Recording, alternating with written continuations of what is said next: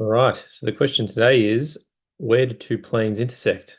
We've spoken a little bit about this before, and I think it's pretty easy to visualize that two planes are going to intersect on some line. So I suppose our question today is see if we can find the equation of this black line, which is hopefully clearly see is where those two planes intersect. And we're going to be doing it in general form. So yeah, let's have a look at how we could do that. So these are the two planes, x plus y plus z equals 1, and 4x plus 2y plus 3z equals 5. And what we want to do is we want to come over here and we're going to just show us how to do that. So there it is if you want to have a look at what that's all about, but I'll talk through it. So basically, let's just take a think about in two dimensions. If you want to find the intersection between two lines in 2D space, well, basically, you rearrange one of the equations for the other variable and then sub that in, and then that tells you the x coordinates, say, of the point where those lines intersect. And then you sub that x value into the other equation, tells you the y value, and then you're done. It tells you the point where they intersect. I suppose it's tricky here because we've got a plane, we've got a line where they intersect.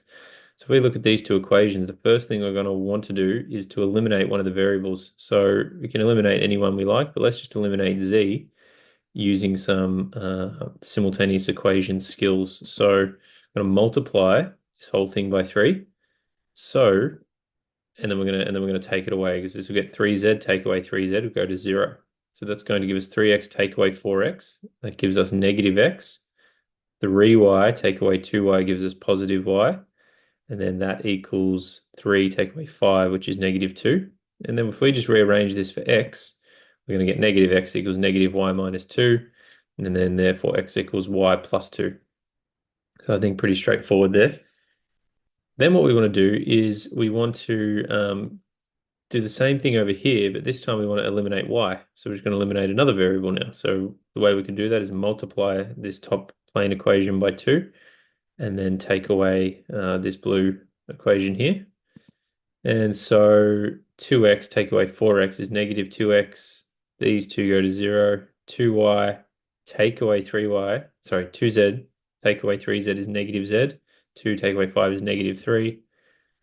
Negative 2x equals z minus 3. So solving that for x gives us x equals z minus 3 on negative 2. And then so our final answer is what we put in this box here. Is that, all right, x equals y plus 2, which equals z minus 3 on negative 2. Now that is our equation of the line that determines, yeah, where those planes intersect. And you're probably thinking to yourself, well, how does that work? Well, let's think. If you pick a value for x, say x is 1, then y has to take on a specific value because x equals y plus 2. So again, if x is 1, then y must be negative 1 because negative 1 plus 2 equals 1. Similarly, z will take on a specific value when x is 1. And then so you get all the points that lie on that line in three-dimensional space, which is this line here.